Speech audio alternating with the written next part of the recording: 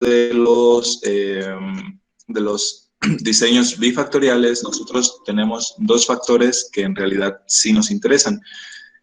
Y aparte también nos interesa la interacción que puede haber en un momento dado entre esos dos factores. Para el día de hoy, lo que tenemos a la orden del día son los diseños factoriales 2 a la K. Los diseños factoriales 2 a la K es cuando nosotros, bueno, para ponerlo más o menos en contexto, en un experimento nosotros podemos tener una cantidad n de factores, ¿no? En otras palabras, los factores que nosotros queramos encontrar, pues los podemos encontrar o utilizar. La única diferencia es que hay que ser un poco incisivos en la cuestión de que, bueno, cuáles son los factores que realmente están influyendo o cuáles son los factores que yo intuyo que están influyendo. Desde luego, esto se hace pues a partir de la experiencia. Lógicamente, por ejemplo, si yo me dedico a, no sé, el tratamiento térmico de algunos aceros, desde luego el tiempo es algo que va a estar influyendo. Entonces, en el momento en el que yo quiera hacer un diseño de experimento para un tratamiento térmico, pues voy a meter como factor principal pues el tiempo y como otro posible factor va a ser la temperatura. Desde luego puede haber vibraciones que influyen, pero pues yo sé de antemano que esas vibraciones prácticamente no me van a representar un factor predeterminante en mi ensayo. Por lo tanto, pues se me hace impráctico, ¿no? Medir ese tipo de vibraciones o ese tipo de factores. Entonces, pues esos no me interesan. Ahora, en el diseño de factoriales 2 a la K, nosotros podemos hacer diseños que vayan de 2 a la 3, 2 a la 4, 2 a la 5 y más o menos ahí en 2 a la 5 se nos comienza a hacer un poco más complicado seguir metiendo factores y es por eso que metemos factores fraccionados. Eso es una cuestión pues que veremos más adelante. Y para el día de hoy vamos a comenzar con diseños de factores 2 a la 3. El numerito que ustedes ven aquí, que bueno, que es la base de este 2, generalmente es porque cuando nosotros decidimos experimentar, se experimenta con dos niveles de factor. ¿Qué quiere decir? Que por ejemplo, en el caso de que yo les daba tratamiento térmico como ejemplo y les decía que yo podía incluir tanto la temperatura como también el tiempo, entonces yo me veo obligado a elegir dos niveles de factores para esos dos factores. Entonces tendría un diseño factorial 2 a la 2. Los dos niveles de factores que yo elegiría, por ejemplo, serían temperaturas de 300 y de 450 grados centígrados. En el caso del tiempo, supongamos que tenemos una isoterma o un tiempo de estabilización ahí en el horno para que pues, el material se esté calentando. Supongamos que yo puedo utilizar los niveles de factor tales como en el caso de tiempo de 15 minutos y de 20 minutos. Entonces, si ustedes se fijan ahí, para cada factor yo tengo dos niveles. Es por eso que 2. Lo que sí vamos a ir cambiando es el exponente. En el caso del exponente, nosotros pues ya vamos a ir dando, a lo mejor, si yo decido incluir otro factor, imagínense que en ese mismo ejemplo yo decida incluir la velocidad de enfriamiento, que sea de 20 grados centígrados por segundo y otra que sea de 35 grados centígrados por segundo. Entonces, ahí sigo teniendo dos niveles de factor, pero ahora ya tengo tres factores distintos. Por lo tanto, yo estoy hablando en ese caso de un experimento que se va a llevar a cabo como un experimento de 2 a la 3.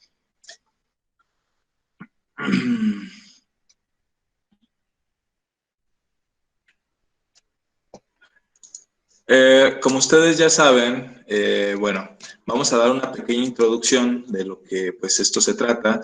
Estos diseños factoriales son ampliamente utilizados en experimentos en los que intervienen varios factores para estudiar el efecto conjunto de estos sobre la respuesta, ¿no? Más o menos lo que les había contado yo del caso del tratamiento térmico. Un caso especial importante ocurre cuando se tienen K factores. cada uno con dos niveles, ¿no? Entonces, yo les hablaba en el primer caso de dos factores, tiempo y temperatura, y en el segundo caso, de tres factores, tiempo, temperatura y velocidad de enfriamiento. Entonces, si se fijan, ahí yo ya tengo un K igual a 3. En el inicio tengo un K igual a 2. Los factores, pues, pueden ser cuantitativos o cualitativos. Por ejemplo, pueden ser valores de temperatura, de presión, de tiempo, de lo que sea, ¿no? Cuantitativos. Eso tiene que ver con que nosotros le metemos un número de antemano, ¿no? O pueden ser cualitativos. Por ejemplo, máquinas, pueden ser operadores, los niveles superior e inferior, o cualquier cosa que sea cualitativa, que no necesariamente tenga una medición numérica. Una réplica completa de tal diseño se requiere que se recopilen 2 por 2, ¿no? Entonces, en este caso sería 2 es igual a 2 a la K. Observaciones, ¿no? Entonces se supone que se hacen estas cuestiones bueno, estos incisos, el 1, 2 y 3, que los factores son fijos, esos son suposiciones que nosotros debemos de hacer. Que los diseños son completamente aleatorizados, es decir, que nosotros tenemos un bloqueo por aleatorización y que se satisface la suposición de normalidad. Esto, pues, al igual que en los análisis ANOVA, se tiene que satisfacer esa suposición de normalidad.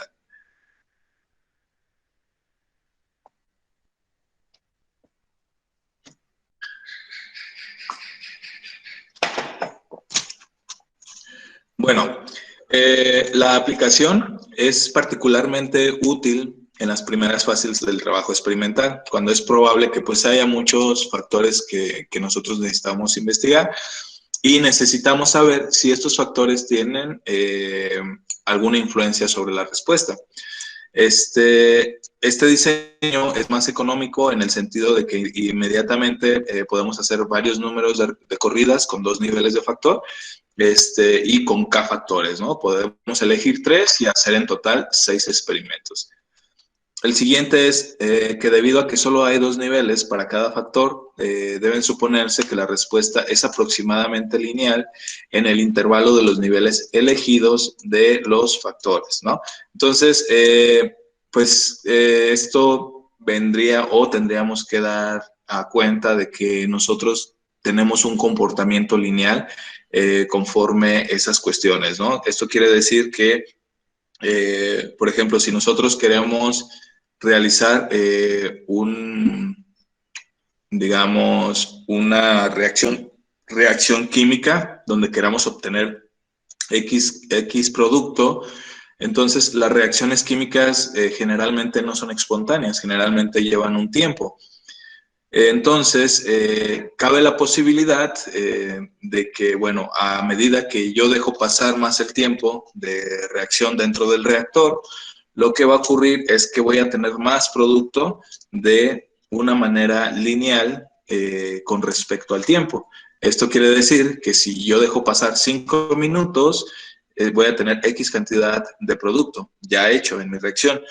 Pero si dejo pasar ahora 10 minutos, yo voy a tener el doble de cantidad de producto que tenía cuando nada más tenía 5 minutos o cuando nada más habían pasado 5 minutos.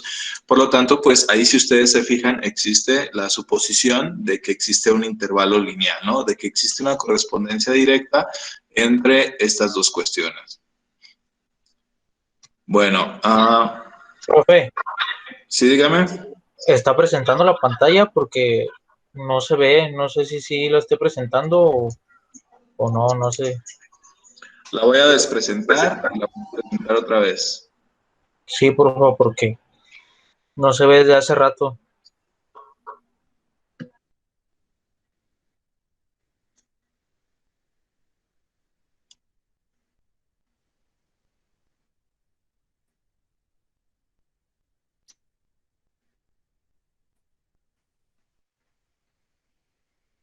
Me dicen cuando la vean, ¿no?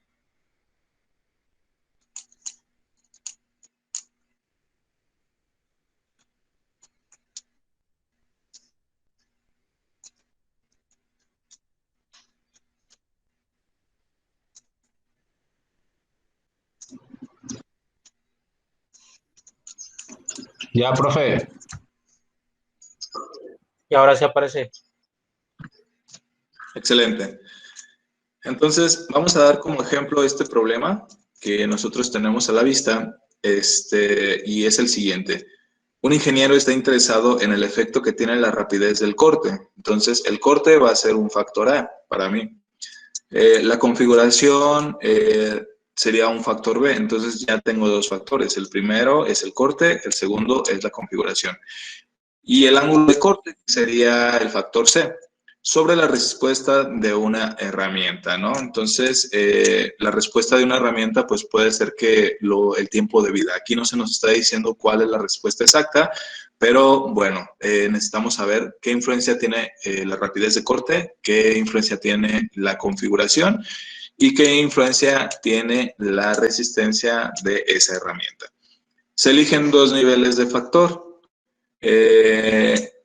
Cada factor y, bueno, dos niveles sería 2 para el factor A, 2 para el factor B y 2 para el factor C.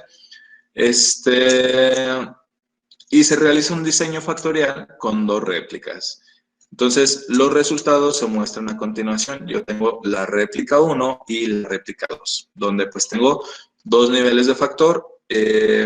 Y como les decía al inicio, nosotros, debido a que tenemos dos niveles de factor, para el factor A, por ejemplo, vamos a tener uno que es alto y uno que es bajo. Para el factor B, vamos a tener también uno que es bajo.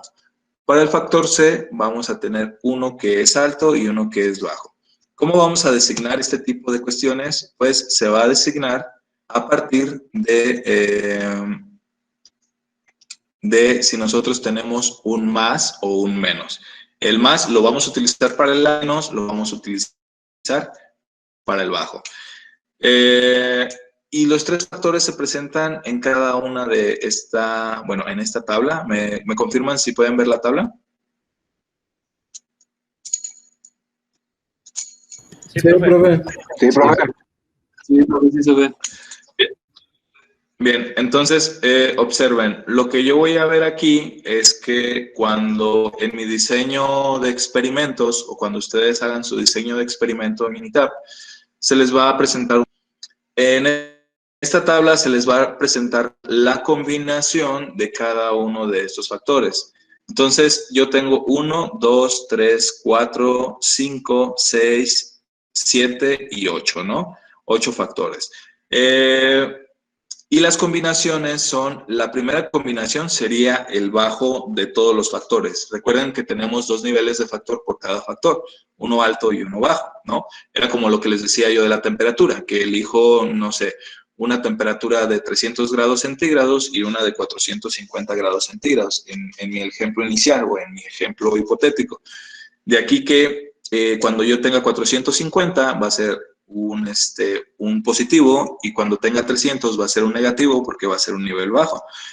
Siempre les va a aparecer como 1 cuando se trate de tres niveles bajos. En este caso, para A, para B y para C son bajos cada uno, ¿no?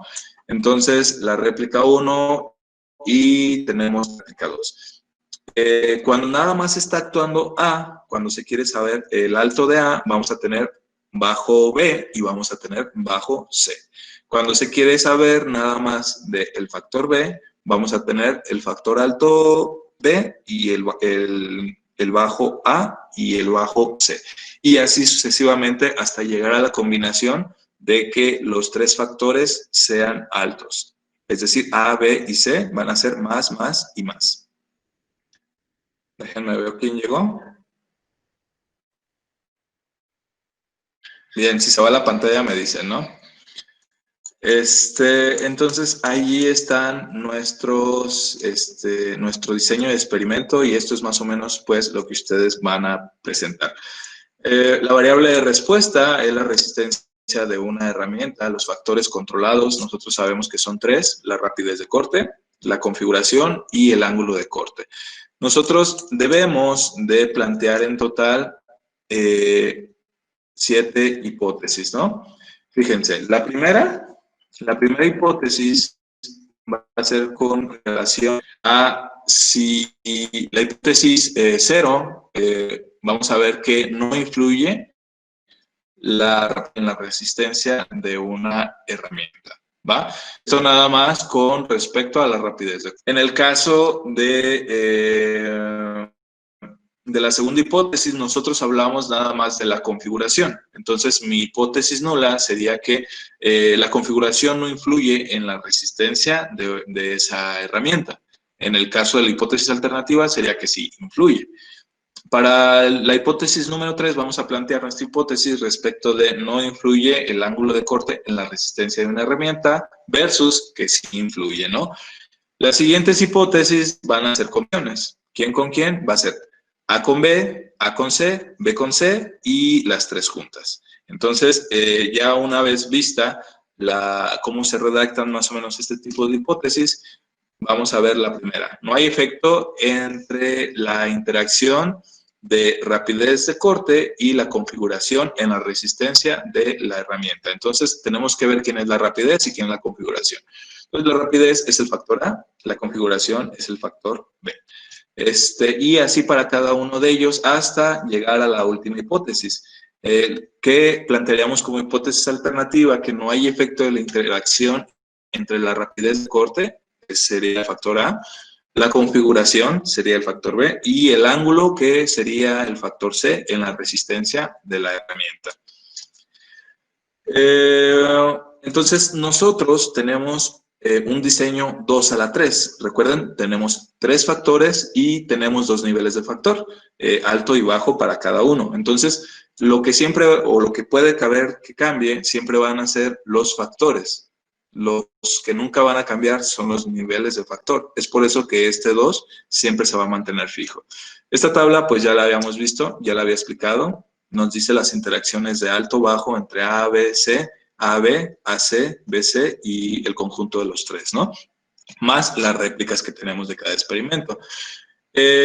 Entonces, para aquí calcular más o menos los contrastes de los efectos, aquí la idea de que yo les presente esto es básicamente de que sepan de dónde sale cada numerito, cada respuesta que les da el Minitab, que en realidad pues no tiene mucho chiste, pero que si nosotros nos ponemos a procesar todos esos datos de uno por uno, pues ya viene donde está el chiste, ¿no? Que no es tan fácil procesar toda esa cantidad de datos, aunque sean nada más sumas, divisiones o promedios lo que estamos sacando.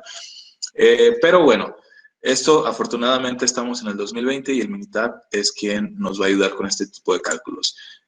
Calcular los contrastes de efectos, nosotros vamos a tener una suma de cada uno de esos efectos. Y bueno, aquí 18.2 y 18.9, 27.2 y 24 para cada una de las réplicas. En fin, y los contrastes se hacen como siguen. Hagan de cuenta, nosotros vamos a tomar la sumatoria de A cuando es más y lo vamos a restar de la de cuando es bajo, ¿no? De aquí que nosotros tenemos el 37, donde incluye A. Este A, pues se supone que es bajo, vamos a ver. Este 37 lo tenemos aquí, en el bajo. Regresamos un poco y vemos dónde más se incluye A, que es aquí, pero es un 51, y este 51, pues, con un alto, por lo tanto, el 51 lo vamos a poner acá, en este lado, ¿no? Es de la primera sumatoria. Y así sucesivamente nos vamos a ir con cada valor. Esto, pues, ustedes no lo van a hacer, nada más, nuevamente les estoy dando una explicación. En este caso, pues, el 30 corresponde a un valor bajo de A, aquí lo estamos viendo, y vemos pues que finalmente el 30 en la sumatoria se encuentra aquí. ¿Vale? Entonces eso nos va a dar un resultado. Entonces eso se llama contraste de A, el contraste de B se hace igual, el contraste de C, etc. Y luego venimos con la estimación de los efectos promedio. Los efectos promedio no es más que la suma de A. Por ejemplo, aquí lo teníamos nosotros de 131.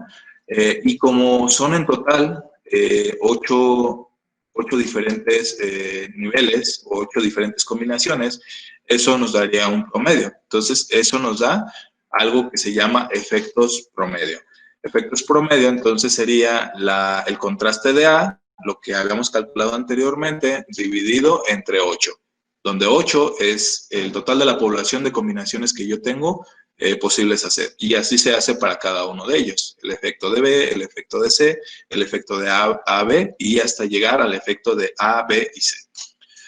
Bueno, la tabla de estimaciones de efectos promedios para una resistencia. Entonces, nosotros vamos a tener un promedio total aproximado de 23, ¿no? Esto pues nos mide más o menos los efectos promedios de cada uno de estas combinaciones. Recuerden que en este caso las hipótesis que nosotros planteamos son la hipótesis A, bueno, con respecto al factor A nada más, la hipótesis B, que sería con respecto al factor B, la hipótesis C, la hipótesis AB, perdón, que sería la combinación del factor A con B, y así sucesivamente hasta llegar a la hipótesis de qué es lo que pasa cuando yo combino los 3 factores, A, B y C respectivamente. Entonces, esto pues se saca de aquí de las estimaciones promedio. Nosotros, aquí hay un error, pues me está diciendo que es 16 en el caso de A, sin embargo nosotros tenemos aquí 15.6. Luego en el B, sí tenemos 7.53, en el C, que es el ángulo, tenemos menos 3.23 y toda la cuestión, ¿no? Posteriormente, de cada uno de estos efectos o estimaciones de efectos promedio, nosotros lo que obtenemos más o menos es una gráfica de Pareto. Esta gráfica también por ahí les hice un video donde les muestro cómo obtenerla. Y esta gráfica de Pareto básicamente me dice, desde antes que yo sepa el valor de P o la probabilidad de cada uno de mis factores, me dice básicamente cuáles son los factores que son significativamente, bueno, los factores que tienen una influencia significativa en mi proceso o en mi experimento o en mi variable de respuesta. Aquí no aparece en esta gráfica, pero generalmente bueno, ya lo van a ver ustedes en mi tab. Generalmente les aparece una línea punteada, por ejemplo, vamos a pretender que aquí en el 3 no pasa así, no pasa en el 3, 6 o 9, no, puede estar entre el 3 y el 6 o puede estar antes del 3, pero esa línea punteada, básicamente las barras que sobrepasan esa línea punteada son las barras que tienen un efecto preponderante o un efecto muy significativo.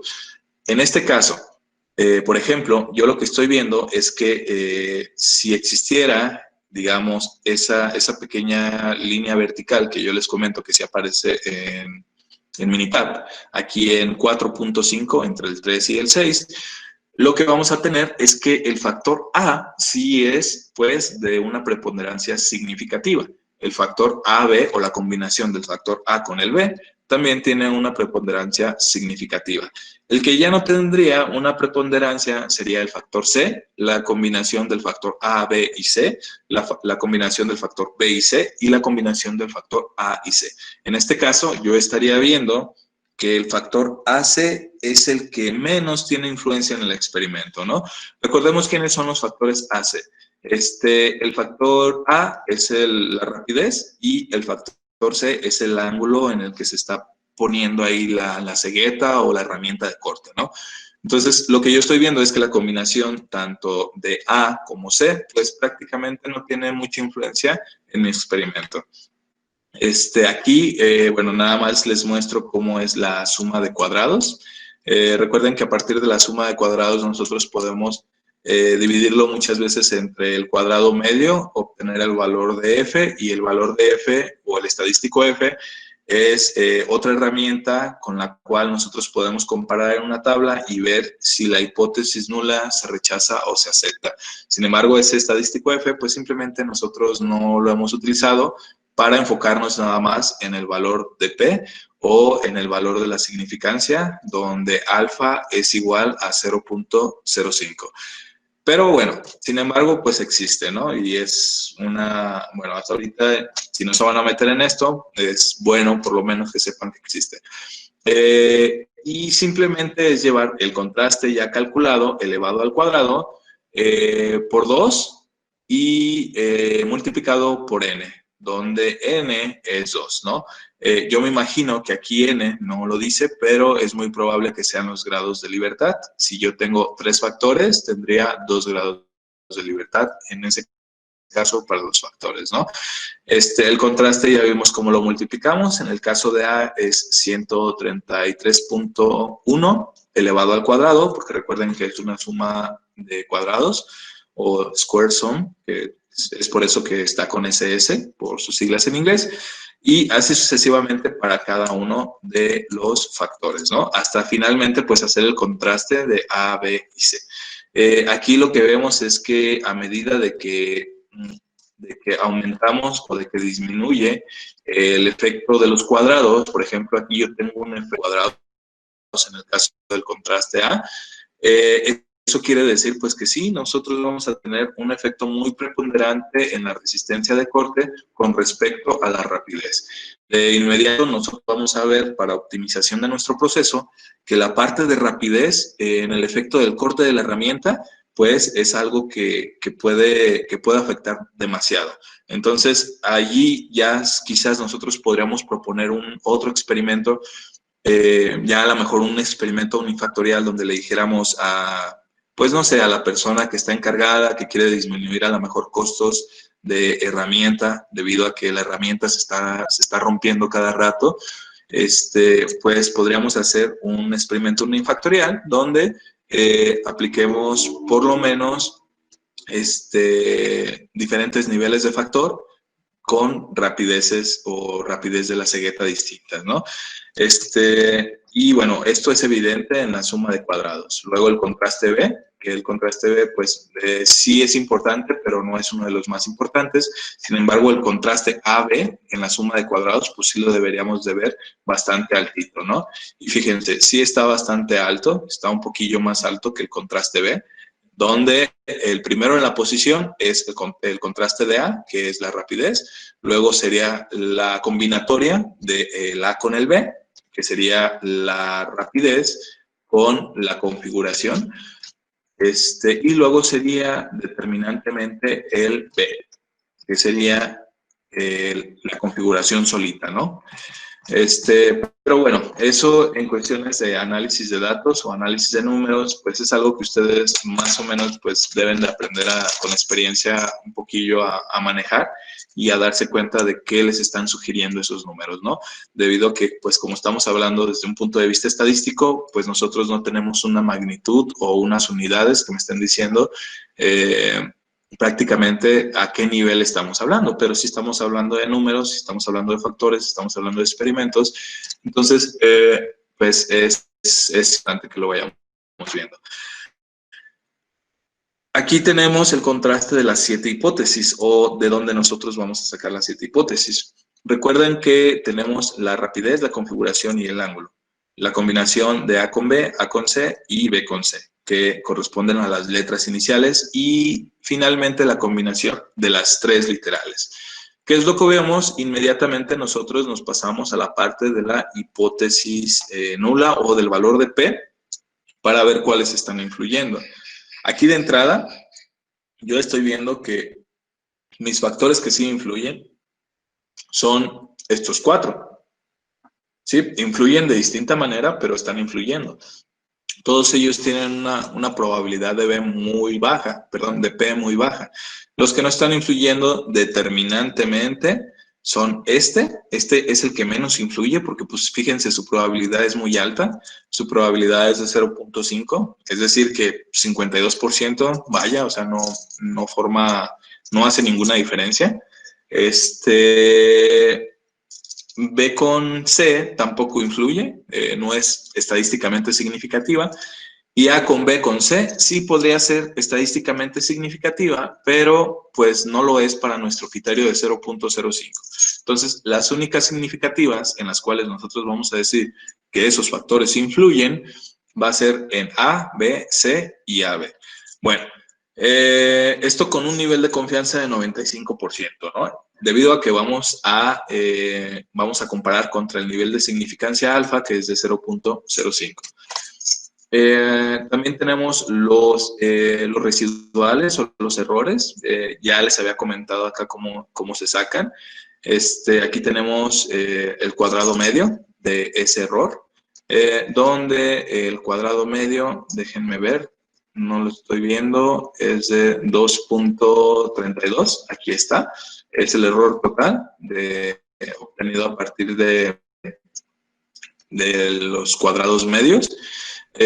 Aquí está, y en este caso tenemos 2 a la K, donde sería, tenemos 3 factores, entonces K es igual a 3. Los niveles de factor, como yo les comentaba anteriormente, son 2 para cada factor. Y por lo tanto sería 2 por 2 por 2 por 2, me da 2 por 2, 4 por 2, 8.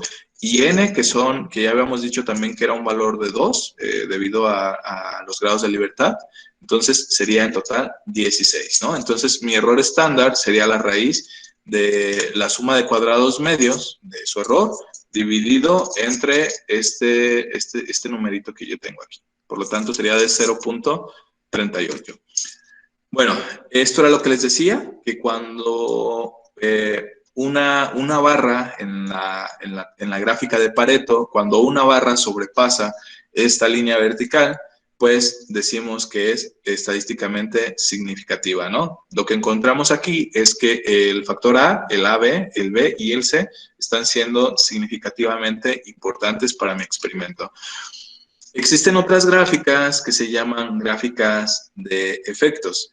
En este caso, por ejemplo, vamos a tratar de interpretarlas. Nosotros tenemos 2 niveles de factor. Recuerden, tenemos un nivel bajo y también tenemos un nivel alto.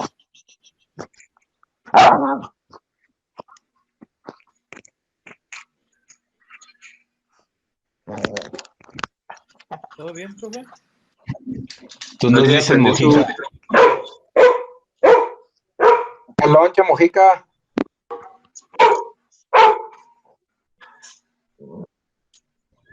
Déjenme ver si lo puedo apagar de aquí. Ya lo apagué. Ok. Bueno, les comentaba, los efectos, bueno, aquí me desconcentré un poco, no recuerdo en qué estaba.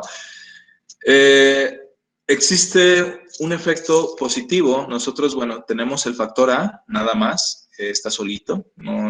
Aquí no ha inducido, no ha venido el factor B o el C a hacer cualquier otra cosa. Tenemos el factor A, aquí vemos su parte baja y su parte alta.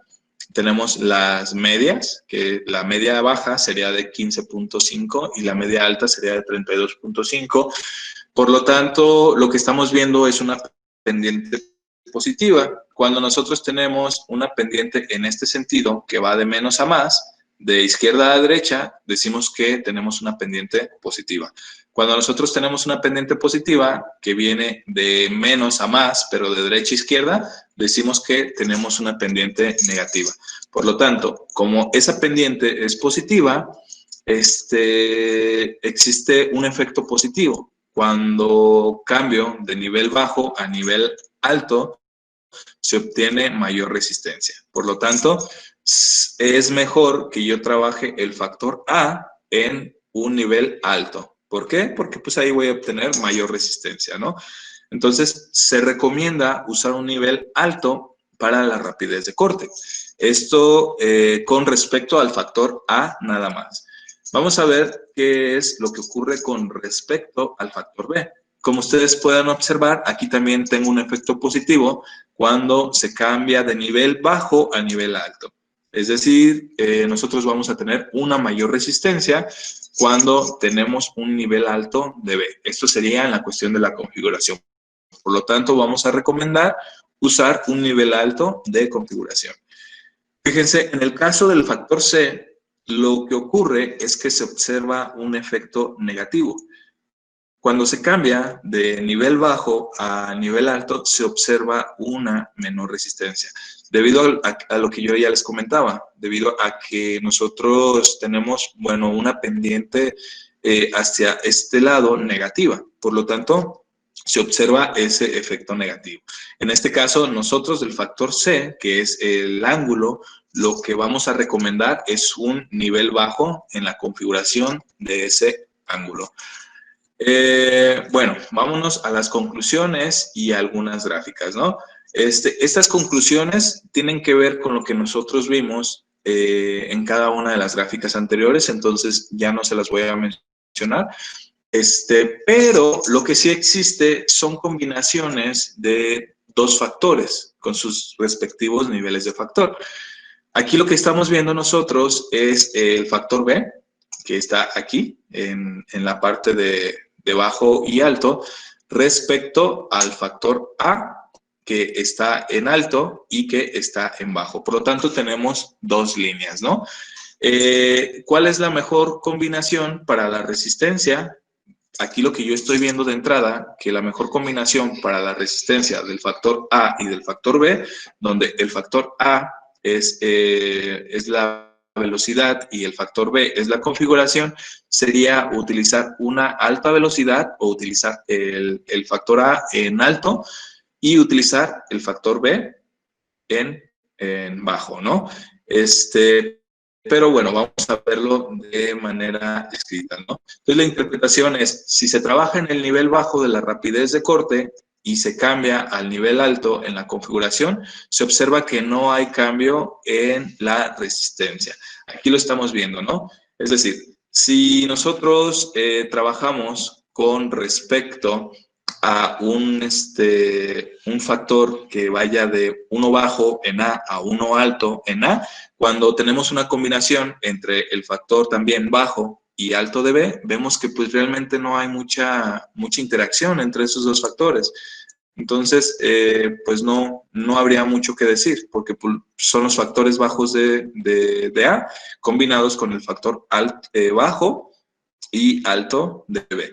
Sin embargo, ya yo cuando paso de un factor que es alto para A, pero es bajo para B, y voy hacia arriba en un factor alto para A y alto para B, pues vemos que sí realmente hay algo en la resistencia de corte que es importante, ¿no? Y aquí vemos pues la resistencia de corte y vemos pues cómo también aumenta de 24 a aproximadamente 39. Ahí estamos hablando de que la resistencia aumentaría por lo menos en un 70-80%. Si se trabaja en el nivel alto de la rapidez de corte y se cambia del nivel bajo al nivel alto en la configuración, esto sería B, se nota un incremento en la resistencia, ¿no? Es el análisis nuevamente de esta línea que nosotros estamos viendo aquí. Por lo tanto, la recomendación que nosotros vamos a tener que hacer es que se recomienda utilizar el nivel alto de la rapidez de corte, es decir, A, con un nivel alto de la configuración, es decir, B, para encontrarnos exactamente en este punto y que tengamos pues una buena resistencia nosotros. Bueno, aquí conclusiones y recomendación. Nuevamente caemos a lo mismo. Vamos a ir a otras gráficas. ¿Cómo es esta gráfica que se llama gráfica de cubo? Esta gráfica de cubo nosotros vamos a hacer la combinación de los tres factores. ¿De cuáles factores? De A, B y C.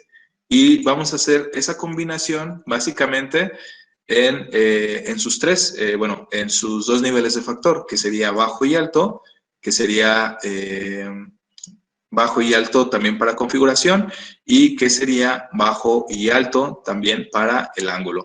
Entonces, aquí lo tenemos. La rapidez es nuestro factor A, recordemos, la configuración es mi factor B, y el ángulo es mi factor C. Y aquí la pregunta sería, bueno, ¿y cuál es la mejor resistencia de mi herramienta en combinación de esos tres factores? Si el caso es que yo quiero una mayor resistencia en la herramienta de corte, pues lógicamente voy a buscar el factor más alto, o el conjunto de factores, o de niveles de factor, mejor dicho, que me dé una resistencia de herramienta más alto. Aquí, pues yo lo tengo redondeado con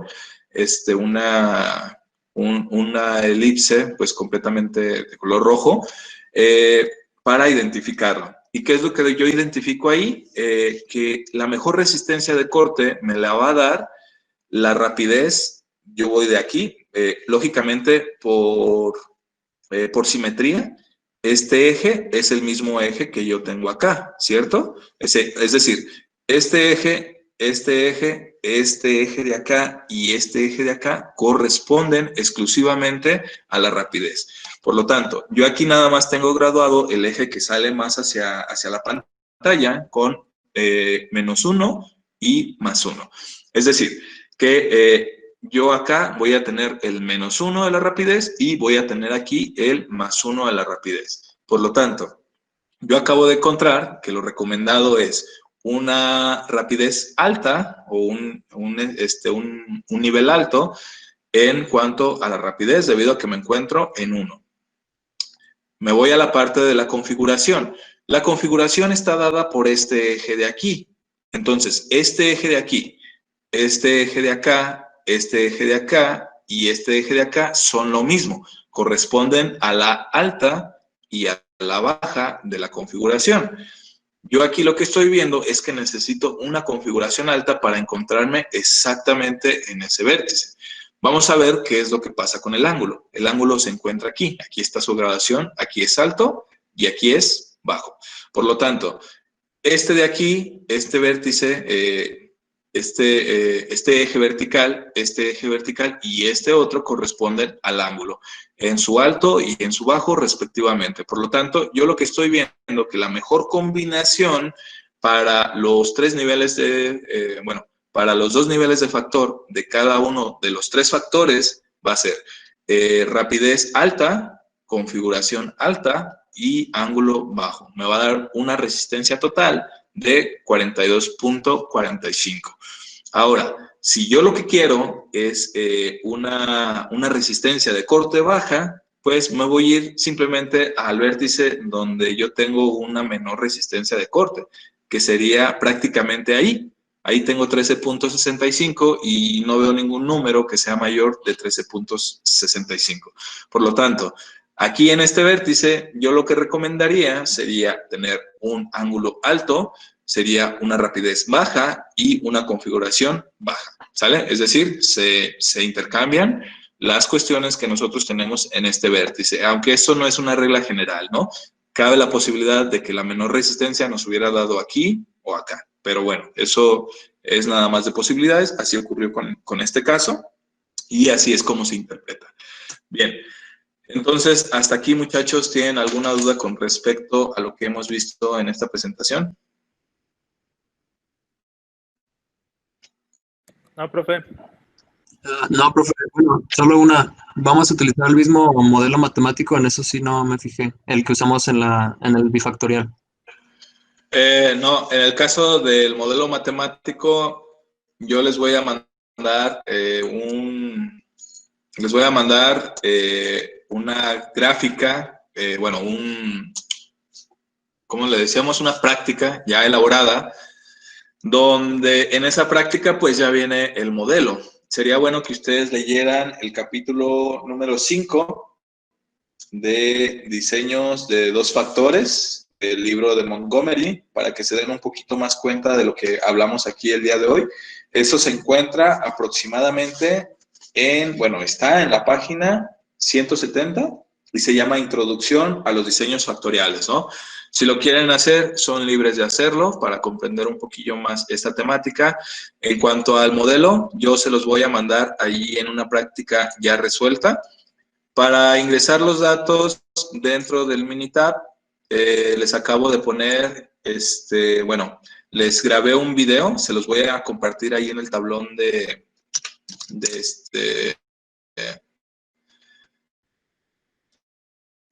Classroom. Y también, sí, ahí en el tablón de Classroom les voy a poner el link de YouTube, donde ustedes van a ver cómo llevar a cabo este tipo de gráficas, cómo hacer el diseño factorial, bueno, ahí lo explico, y también cómo ingresar los datos, ¿no? Ya se los paso ahí en YouTube. Otra de las cosas es que les voy a mandar la tarea que obviamente van a resolver con referencia a lo que vimos el día de hoy de teoría y con la práctica que es en Minitab, que ahí les digo cómo resolver paso por paso. Y bueno, pues nada, quedaría la práctica para el siguiente miércoles. También por ahí tenemos una práctica pendiente a la cual yo no le puse fecha. Entonces, ustedes, los que no han entregado esa práctica, todavía están a tiempo. Y esa práctica, aunque no tiene fecha, también la necesito para antes del jueves de la semana que entra. En otras palabras, voy a calificar y voy a verificar si ya tienen la práctica anterior con la práctica nueva que estamos viendo en el caso de diseños factoriales 2 a la K.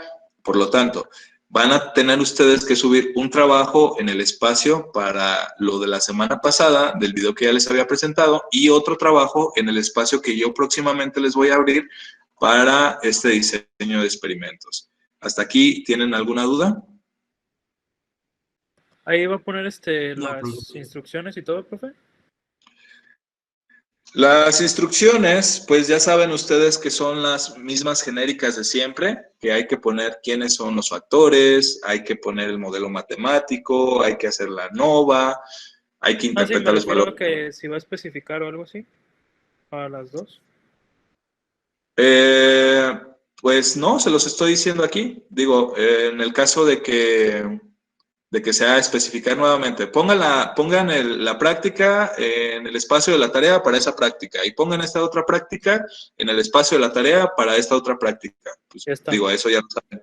No sé si te refieres a eso, Alan, o yo estoy mal No, sí, interpretando. sí, estoy bien. Va. Bueno, otra de las cosas, muchachos, porfa, no estén copiando sus prácticas. Neta, es una chinga estar revisando.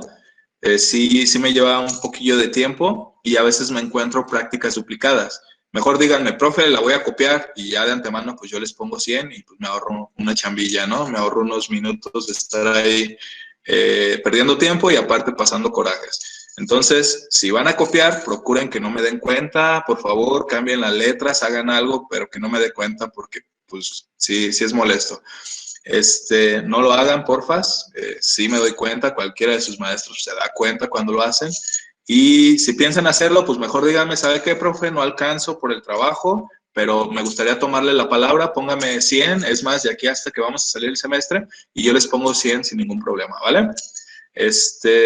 Bueno, chicos, hasta aquí, pues no me queda nada más que desearles muy buena noche y que estén bien. Nos vemos la próxima semana. Cualquier cosa, pues por el Classroom, ya saben, o por ahí le dicen ya sea a Berna o a Alan, y pues ya ellos que me manden mensaje.